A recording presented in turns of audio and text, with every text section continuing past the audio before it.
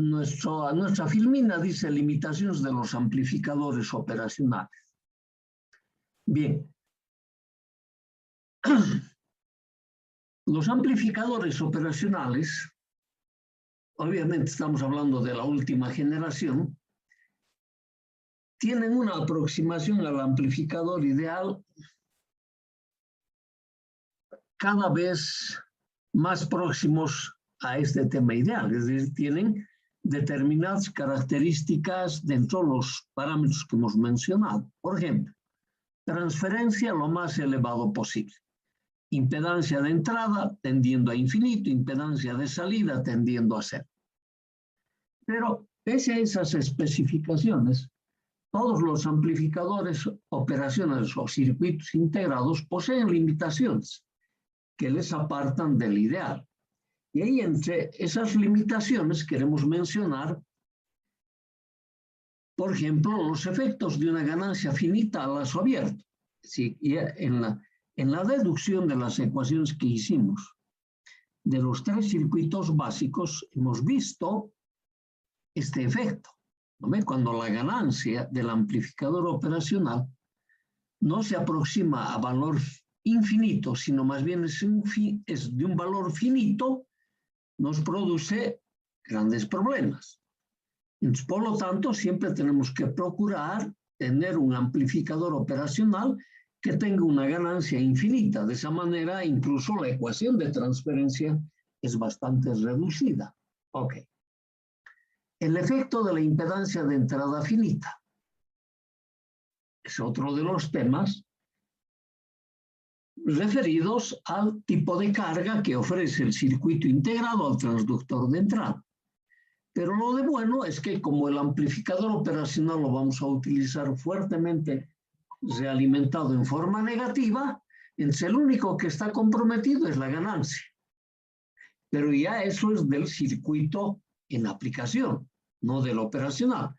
Pero del circuito en aplicación mejoramos la impedancia de entrada del amplificador operacional por el tipo de realimentación que producimos. Entonces, ese efecto se ve mejorado, es decir, no produce realmente carga al al transductor de entrada. Lo mismo sucede con el efecto de la impedancia de salida no nula, ¿no? Eso significa que sea nula, que no sea nula, no es capaz de entregar el operacional toda la corriente que le demanda el transductor de salida. Menos mal que con la realimentación negativa que usamos, eso también se va a mejorar. Obviamente las dos mejoras, impedancia de entrada e impedancia de salida, lo hacemos en desmedro de la transferencia directa del amplificador. Es decir, la transferencia va a ser reducida. Ok. Ahora, los efectos de un ancho de banda finito. Teóricamente, el circuito integrado tiene una ganancia, una respuesta en frecuencia lo más grande posible, o sea, tendiendo a infinito. ¿Y eso qué significa? Que la frecuencia de corte superior tiene que tomar el valor infinito.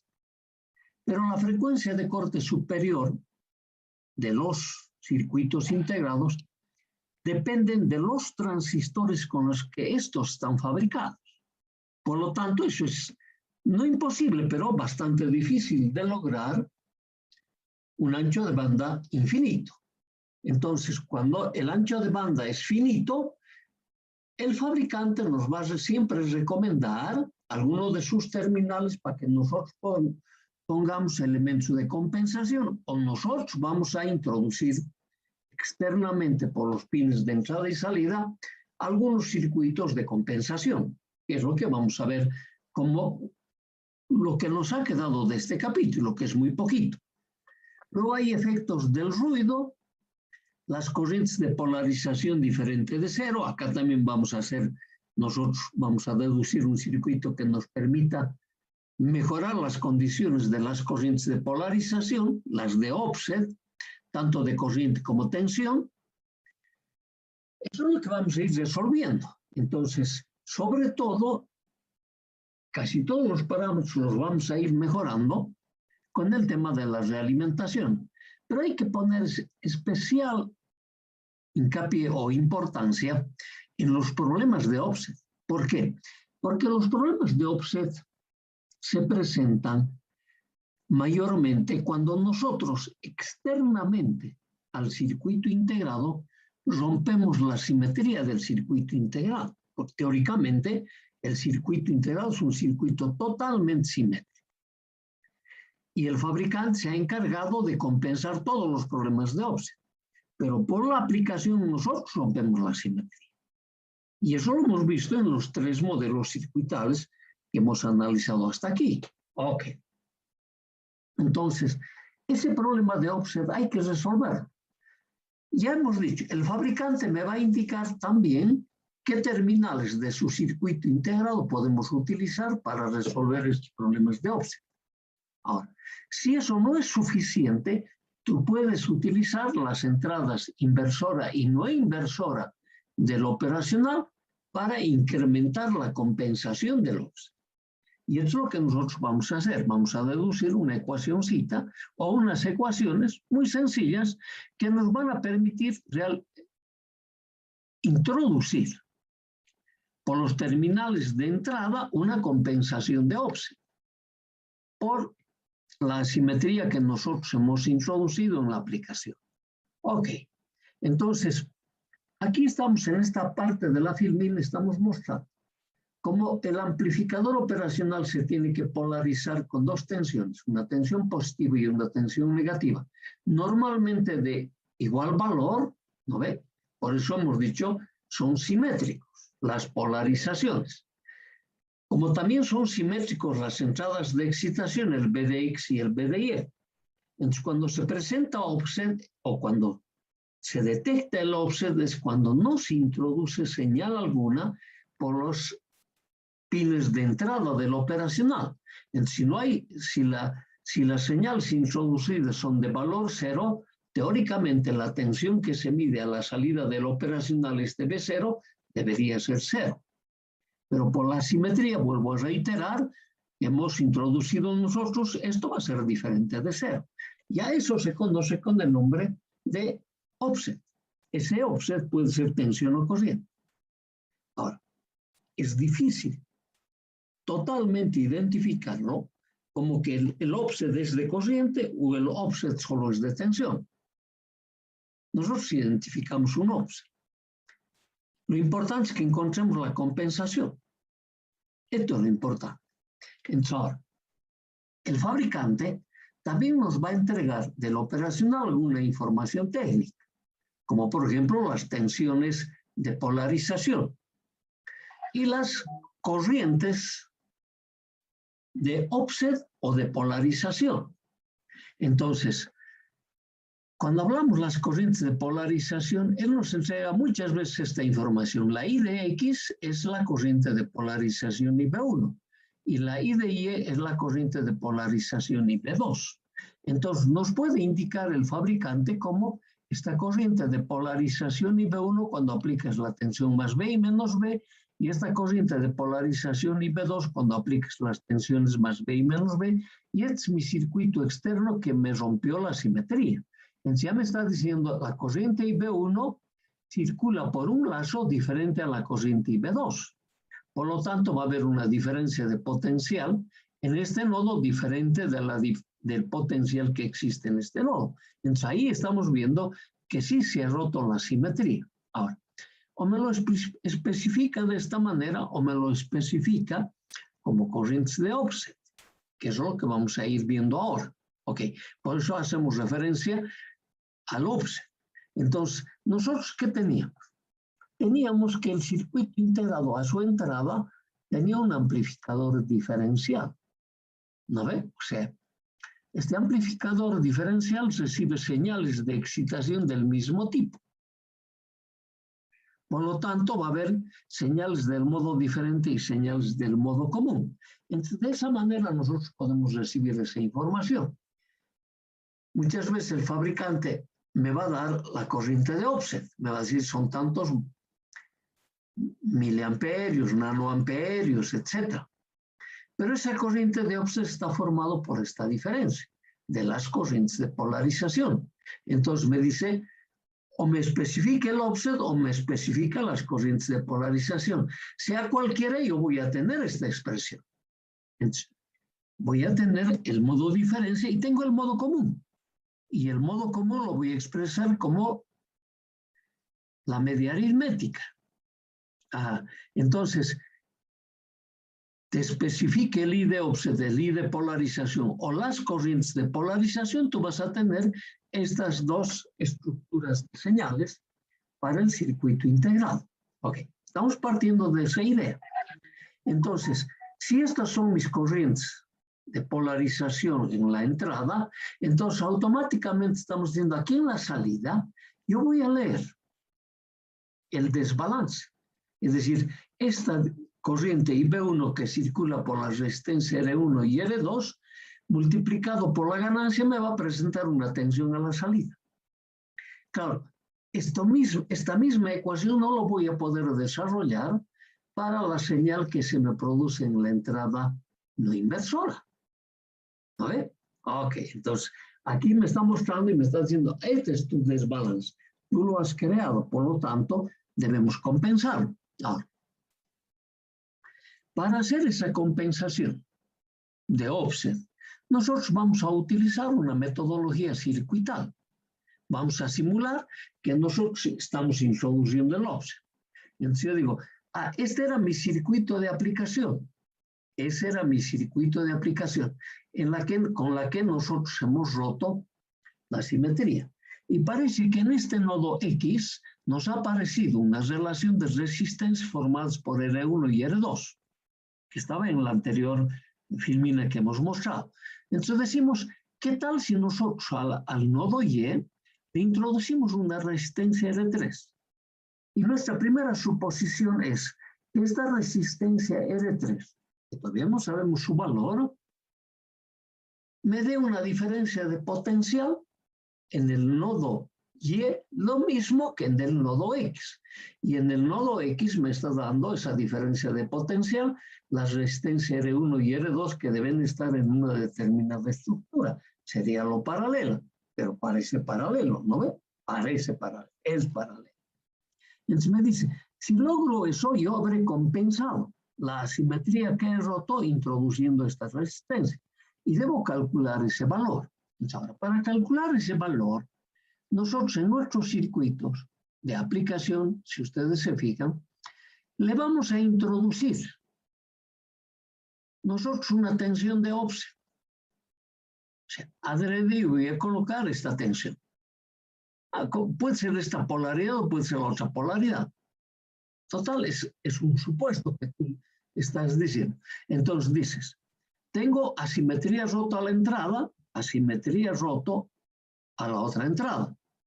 He colocado una tensión de offset de un valor determinado, ponle, no sé, pues 1 milivoltio o lo que tú quieras. He colocado un valor de tensión a la entrada. Y a esa tensión a la entrada yo sí lo voy a llamar offset. Entonces, si acá la salida que tengo que detectar, esa mi tensión de offset, tendrá un sentido. Tendrá el sentido positivo o tendrá el sentido negativo, porque está colocado entre las dos entradas, ¿no ve? Entonces eso me dirá, predomina. Si predomina el nodo X, me va a decir, me va a invertir la señal va a ser negativa. Si me predomina el nodo Y, entonces la señal va a tener la misma fase, por lo tanto va a tener el otro sentido. Entonces, ¿qué me está queriendo decir? Me está queriendo decir que aquí en la salida voy a poner un instrumento de punto medio. De tal manera, si se me desplaza en el sentido negativo, me dice tu tensión de offset para compensar que vas a poner, vas a tener que cambiar su polaridad, positivo o negativo. Si se desplaza en el sentido positivo, entonces me dice, la tensión que has supuesto está bien, esa te la va a compensar. Ok, esto es lo que vamos a hacer. Nosotros no sabemos exactamente qué es lo que va a suceder una vez que colocamos este circuito. Entonces, para eso vamos a ir planteando las mallas como lo hemos ido mencionando o lo hemos ido realizando en las tres primeras aplicaciones que hemos mencionado, el inversor, el no inversor y el de diferencia. Si aquí nos fijamos, estamos diciendo aquí I1 más I3 multiplicado por R1 más I3 por R2 más B de salida igual a 0. O sea, estoy planteando esta malla. Y el otro circuito, para tomar en cuenta esta otra entrada, voy a plantear esta malla. ¿Y qué me está diciendo? En esta malla me dice I1 más I3 por R1 más esta mi tensión que lo he agregado. ¿No? Está tomando el mismo sentido. Más B0. Esa es la tensión de offset. Le estoy poniendo este 0 para darme cuenta, ¿no ve? Y al de salida, B de salida, para notar la diferencia entre estas dos tensiones, porque si no, este es el B0 que normalmente vamos a utilizar en el operacional. Entonces, este me está diciendo es para mi circuito de compensación. Planteo mi ecuación, I1 más I3 por R1 menos B0 menos I2 por R3, porque aquí me va a producir más, menos, ¿no ve? Entonces, es esta suma, y eso es igual a 0. Ok. Es obvio que pensemos que con toda seguridad voy a tener que despejar algún valor de corriente y reemplazárselo en una otra ecuación para poderlo poner en función. Fíjate, esta corriente I sub 2 es prácticamente la misma que IB1, IB2, perdón. ¿No ve? I2 lo mismo que IB2. Entonces aquí en mi suposición este I1 va a ser lo mismo que el IB1. Ah, esto es lo que vamos a hacer. Entonces, fíjense, aquí empezamos a procesar en nuestra ecuación I1 R1 más I3 R1 más I3 R2 es esta ecuación. Más B de salida igual a 0. Estoy haciendo distributivo aquí. Y de esa ecuación lo único que hago es, fíjense, estoy I3 R1, I3, 2, I3 voy a despejar. Claro, es la única ecuación que nos rima, este I3. En cambio, I1 y 2 van a rimar con IB1 y B2. Listo. Entonces, esta es la ecuación. De aquí despejo mi valor I3, que va a ser mi tensión de salida, más I sub 1 R1 sobre R1 más R2. Y cambiado de signo. Eso es por la convención de los sentidos que hemos tomado. Ok. Reemplazamos este valor de I3 en la otra ecuación, en esta, que es esta malla. Entonces, en esa malla reemplazamos la corriente I3. ¿Qué tenemos? Tenemos una ecuación que va a estar en función de I1 y 2. I1 y 2. Entonces me dice, ¿qué es lo que normalmente tenemos que hacer? Es la tensión de salida, ponerlo en el primer miembro, y va a estar en función de todo lo que me sucede a la entrada.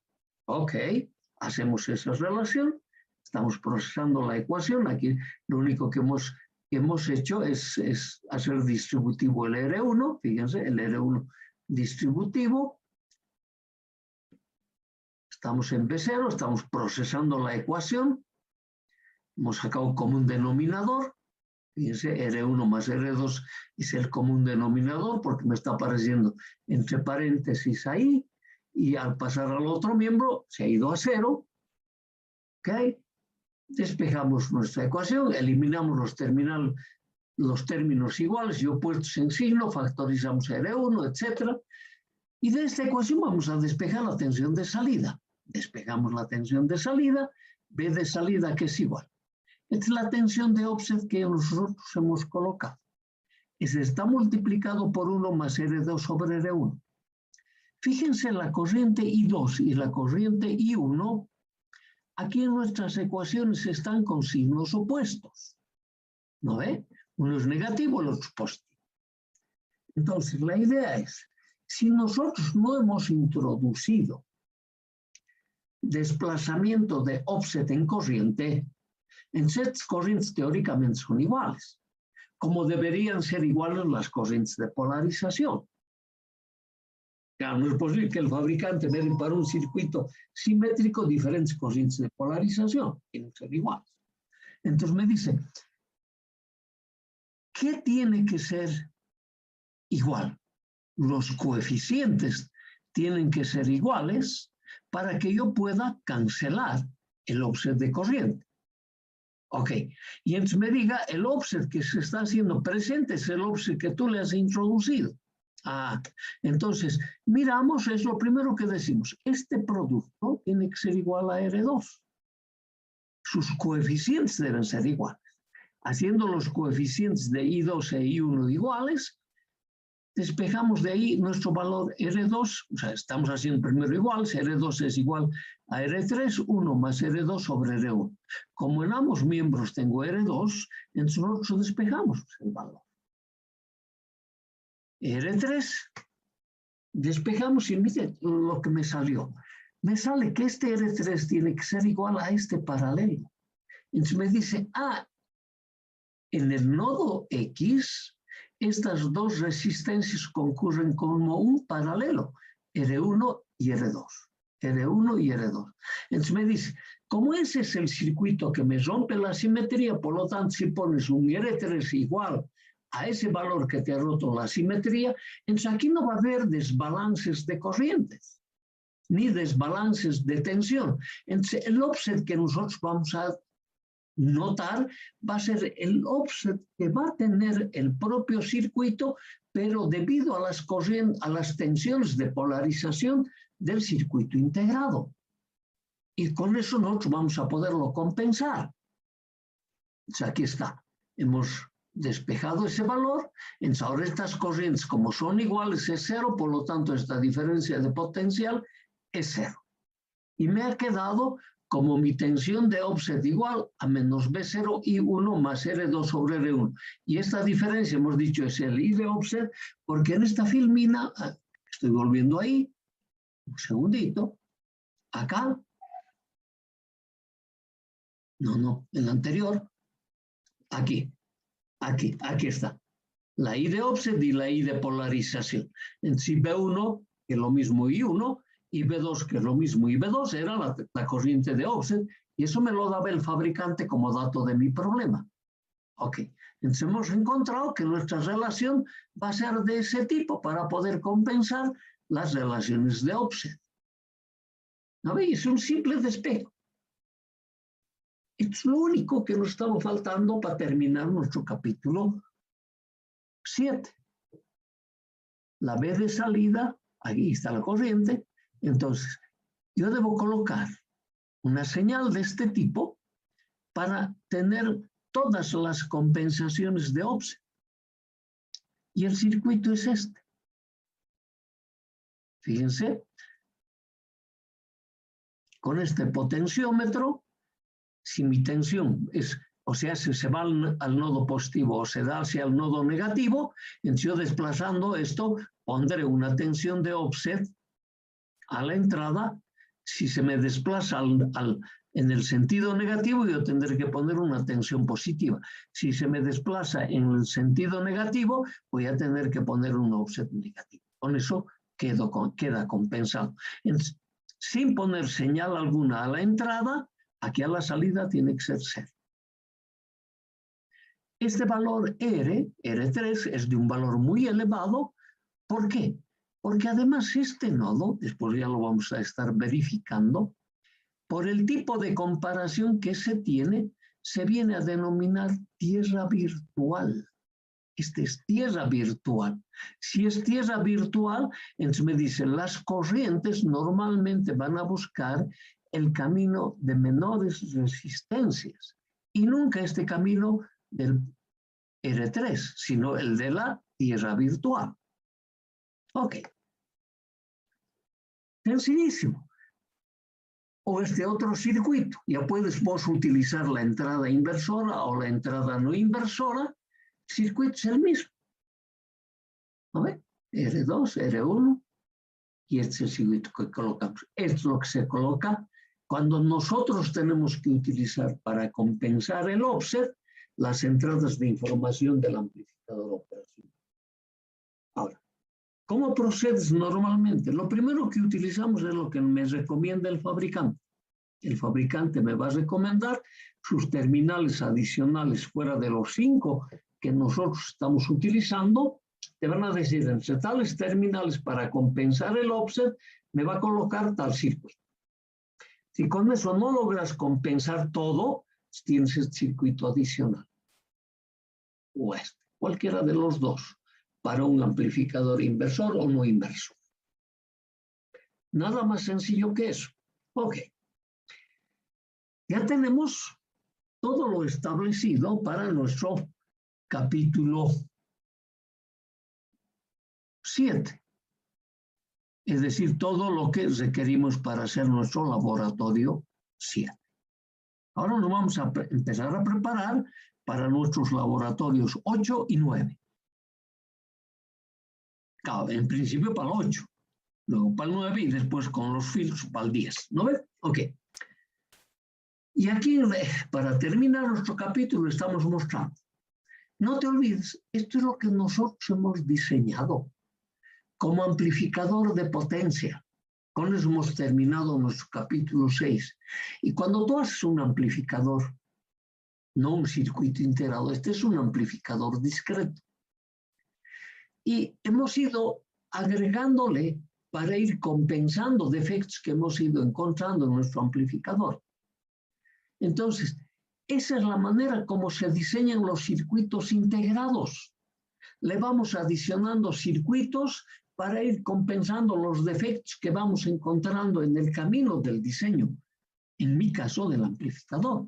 Y nos hemos tropezado con un amplificador de acoplamiento de continuo con varios transistores.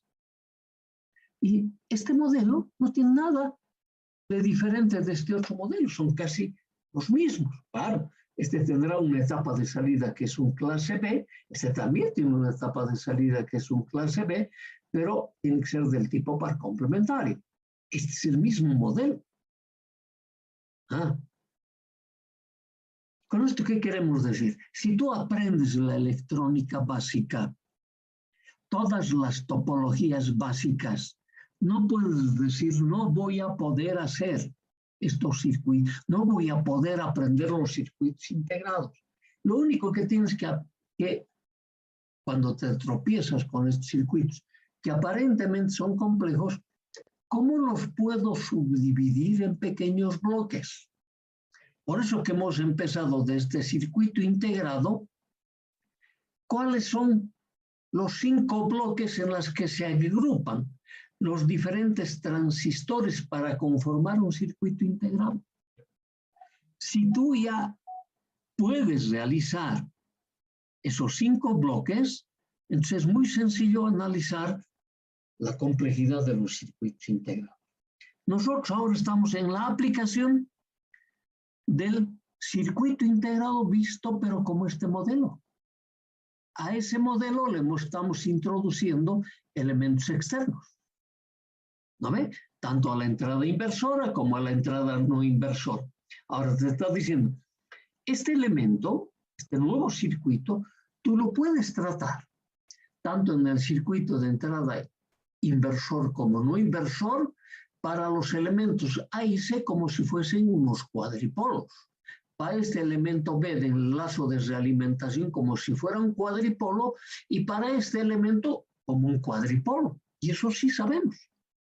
Entonces, y a eso aplicarle simplemente los elementos de la realimentación. Entonces, a eso nos vamos a introducir ahora en nuestro capítulo 8.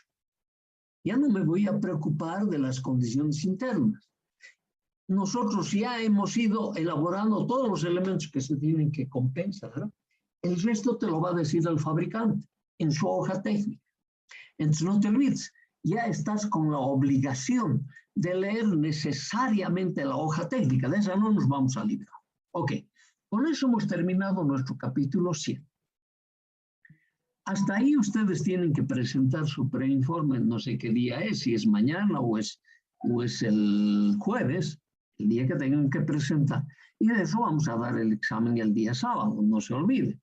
O sea, fíjense que en este capítulo 7, no ha habido aporte alguno de ustedes. ¿No ven? Todo hemos desarrollado. Ahora vamos a empezar.